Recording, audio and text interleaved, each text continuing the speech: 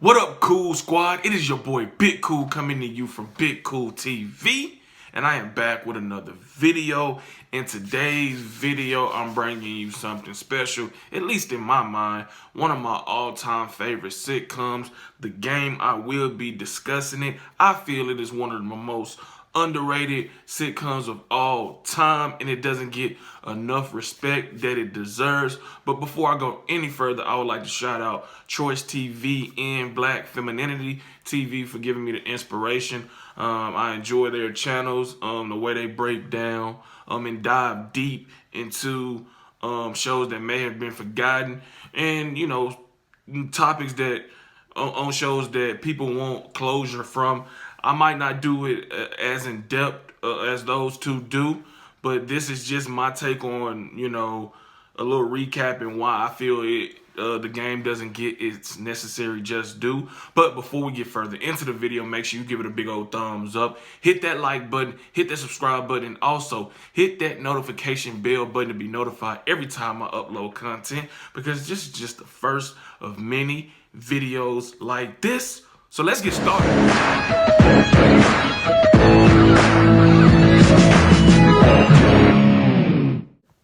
All right, let's get into talking about The Game. The basis, the origin of The Game. It was created by creator Mowry Akil, who also created Girlfriends. It premiered October 1st, 2006 on the CW network. It was a spinoff of the aforementioned Girlfriends. The premise became, it was an episode where we were introduced to the first cousin of Joan Clayton, Melanie Barnett, an aspiring med school student who wanted to be a doctor, but happened to be dating an aspiring NFL wide receiver.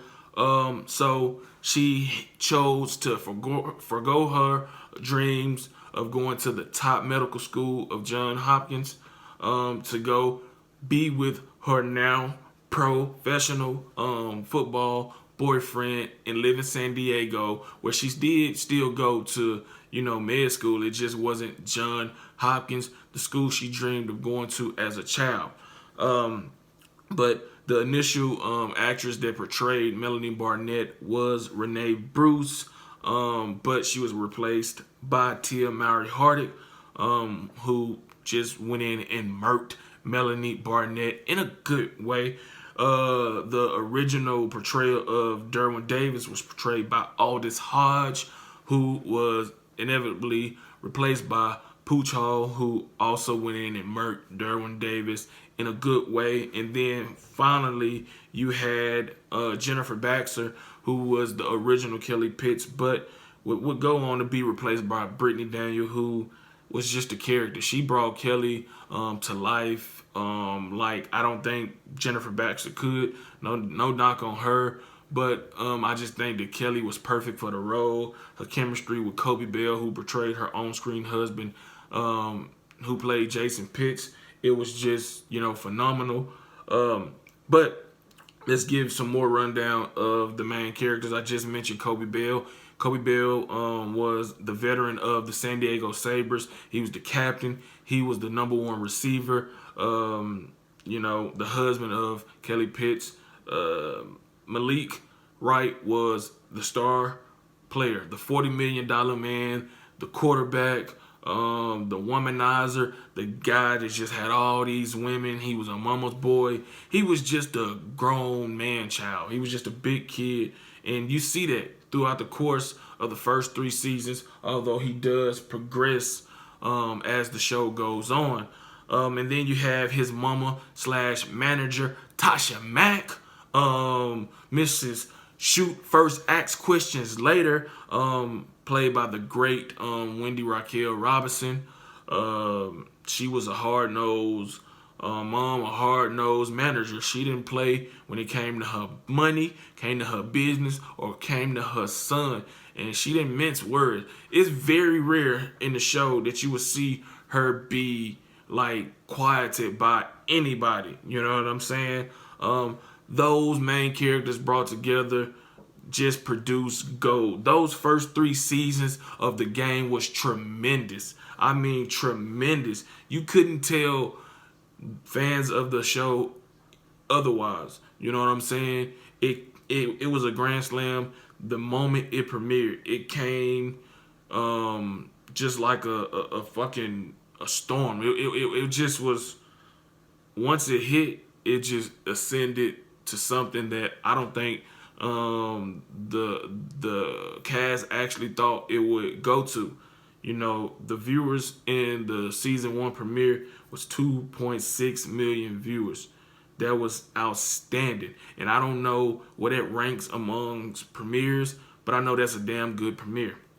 And shit, the season two premiere topped that, damn near hit 3 million viewers. 2.98 million viewers watched the season two premiere. And it did dip a little bit in season three when it premiered to just 1.95 million viewers. But look, shows are like that. It has the ebbs and flows.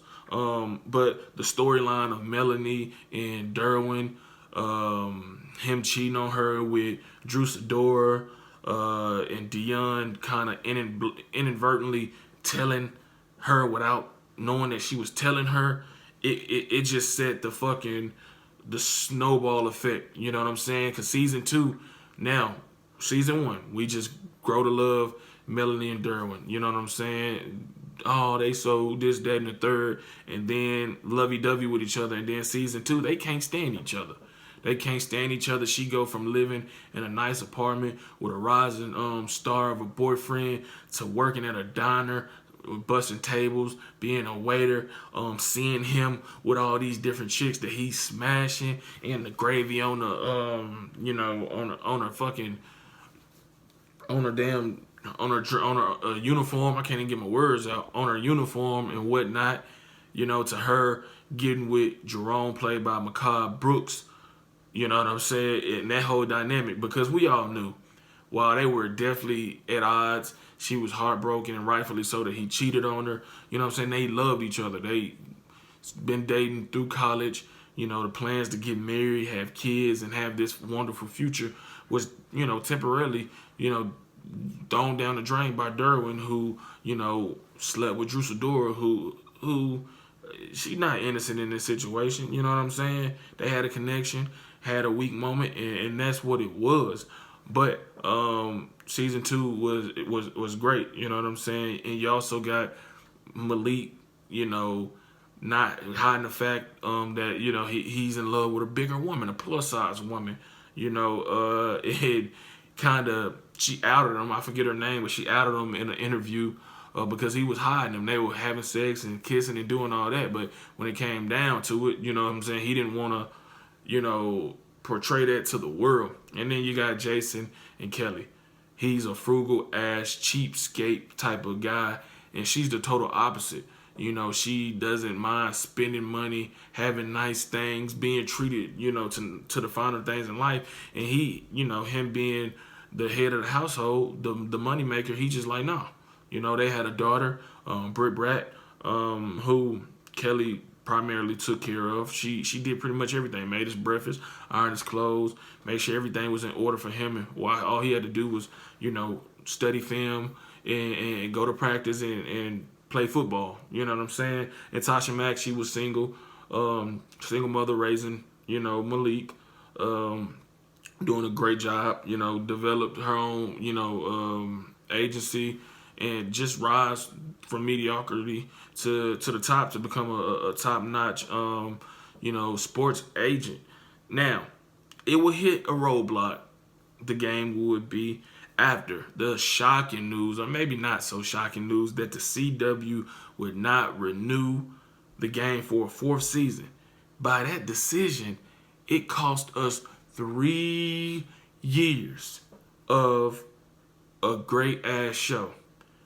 And rumors are that the CW was trying to get away from the sitcom type of era, the sitcom type of field, and they didn't want to fucking deal with, you know, the game anymore. Yes, some of the ratings had declined from, you know, season 1 to season 3, but still, this was a good ass show, and I'm pretty sure shows around that time were worse or about the same level, and they still got a chance to stick around.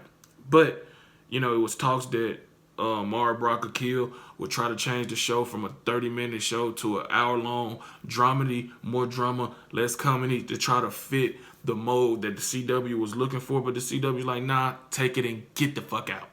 Pretty much. So after a 3-year hiatus, negotiations had started with BET and CBS to start, developing new episodes.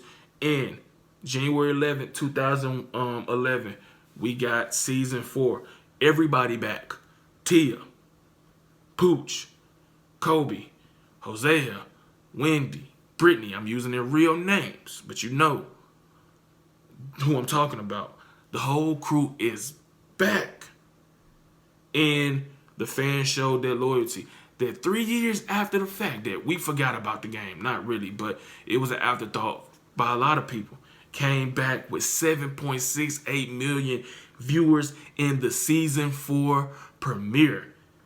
And that loyalty showed that, look, it don't matter how long y'all gone. Y'all back. Y'all bringing the same cast back. We seen the trailer. Everything seemed like it's everything. All right, we ready for some more drama with Melanie and Derwin. We ready to see what else Malik fucks up. We ready to see if Jason still the same old cheapskate, stubborn MF for now that he's divorced. Ready to see Kelly do her thing now that she's single. You know what I'm saying? Tasha got the man. You know, how she gonna deal with it? You know what I'm saying? And it was gravy, so we thought. But season 5 came around. It started to decline just a little bit. It was down 2 million viewers, 5.28 million viewers tuned in to see the season 5 premiere, which was still entertaining. I think we were introduced to Terrence J in that season as the young man love interest of Tasha Mack, who was just just entertaining. It's just entertaining the young buck. You know what I'm saying? And Chardonnay, played by Brandy, was introduced as a love interest of Jason, which she would show him a different side that he had never seen or never been introduced to. Obviously, dating a white woman, and Kelly, compared to a loud and boisterous Chardonnay, and it was still very good quality. It wasn't the CW game, but it was still very good. And then after season 5 ended, that's when shit started to crumble. It started to crumble. Tia announced on Twitter in 2012 that she would not be returning for a season 6, which was heartbreaking. Like, why? You breaking up something great, Tia. What was the reason? I mean, I don't understand why it is that you don't want to return, back to the show that put you back in the mind of the people. We know she was on the great show, Sister with her sister Tamir, which I love that show, of course. But for whatever reason, she decided to not return, and that turned everybody's attention to Pooch Hall. Like, what's up, Pooch? You ain't leaving us too, your brother. Because we need you. I know Melanie gone, and that's a big, big blow, but we need you to stay. And he was willing to stay. Although he got cast as cast in a role on Ray Donovan that is still, going strong to this day, it just wasn't meant to be. He had reached an agreement for a one-off episode, season 6, where he ended up getting traded. And once that happened, it pretty much went downhill from there. Although they did bring in Megan Good, Michael Beach, Lauren London, it just wasn't, the same game. Yeah, they brought in Jay Ellis as the new Derwin Ding Dong Davis. It just wasn't the same, and the ratings suffered in a big way. Season 6, 2.54 million viewers. That's the premiere. Season 3, it did go up to 3.3 million, and it dipped a little bit in the season 8 finale to 3.1. So the combination of the departures of Tia Mowry Hardick, Pooch Hall, the switch from the CW to BET, obviously writers changed as well. The addition of Brandy, Jay Ellis, Lauren London, Megan Good, and just different storylines had played a big role. And of course, the decline in ratings. The ratings steadily declined. It wasn't a consistent, theme of the what they're so accustomed to. And I think that all played a hand in why the show was ultimately canceled. But still, those first 5 years were great. I mean, the laughs, the tears, the drama. I mean, really, that first three of the game tops a lot of these shows in my opinion. I'm not talking about the Cosby Show, Martin, Fresh Prince. I'm talking about more, mid 2000, late 2000 to now. You know what I'm saying? Because would I put the game up with Riverdale? Of course. Would I put it up with All American? Of course. And I love Riverdale. I love All American. You know what I'm saying? For different reasons. But neither one of them shows are touching the game. And that's on its worst day. You know what I'm saying? And that's just a fact. But all good things must come to an end. And unfortunately, the game ended. Ratings and departure of your superstars and your fan favorites would do it every time. Look at one of my all-time favorite shows, The Walking Dead. No Andrew Lincoln. No Carl Riggs. No Stephen Ewan. No Laura Corn. It happens. You know what I'm saying? It happens. But we got to salute BET for even giving it a chance, going to bat and negotiating and giving it 4 seasons, 4 or 5 more seasons. After it was left for dead in the water after 3 seasons, for it to get an initial 4 to 5 more seasons, you got to get that up to BET because they didn't have to do that, man. And while it didn't end how it started, it still is one of the better shows and one of my all-time favorite shows. Top 10 for me, easily, in an underrated classic. And I think that it has a cult following. I think that, it should be a respected television show when you look at the body of work. And pretty much, it was a phenomenal show.